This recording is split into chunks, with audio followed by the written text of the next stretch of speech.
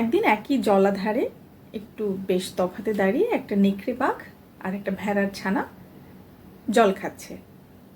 তো হঠাৎ করে সেই নেকড়ে বাঘের যেমন মনে হয় সুন্দর ভেড়ার ছানা দেখলে যে খেতে ইচ্ছে করছে, তো সে কিভাবে খাবে ভাবলো যে একটু অন্য কায়দায় খাওয়া যাক।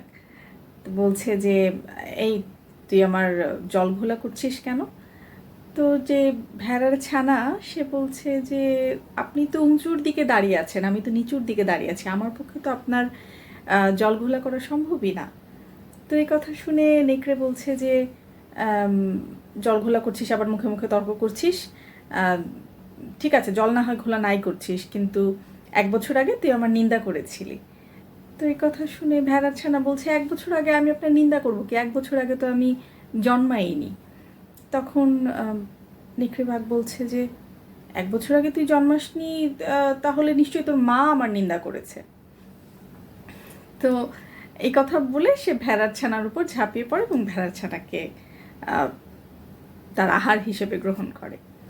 এখন এই গল্পটার আসল ব্যাপারটা হলো যে নেকড়ে কিন্তু সিদ্ধান্ত নিয়ে রেখেছে যে এই মেষ শাবককে সে খাবেই, শিকার করবেই।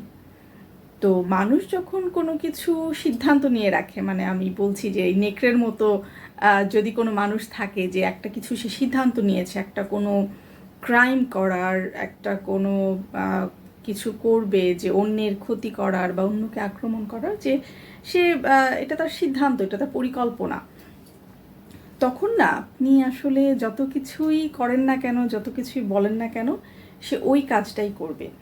কাজেই আমাদেরকে সাবধান থাকতে হয়। মানুষের ভেতরেও এরকম আছে যে আপনি অপরাধ করছেন কি করছেন না সেটা খুব বড় ব্যাপার না, তার কোনো স্বার্থ আছে যে কারণে সে আপনাকে আক্রমণ করার বা আপনাকে শিকার বানানোর একটা প্রক্রিয়ার ভেতর দিয়ে যাবে বলে পরিকল্পনা করে রেখেছে। সুতরাং আপনি এরকম কোনো পরিকল্পনায় পড়ে যাচ্ছেন কিনা সেই ব্যাপারে আপনাকে সতর্ক থাকতে হবে।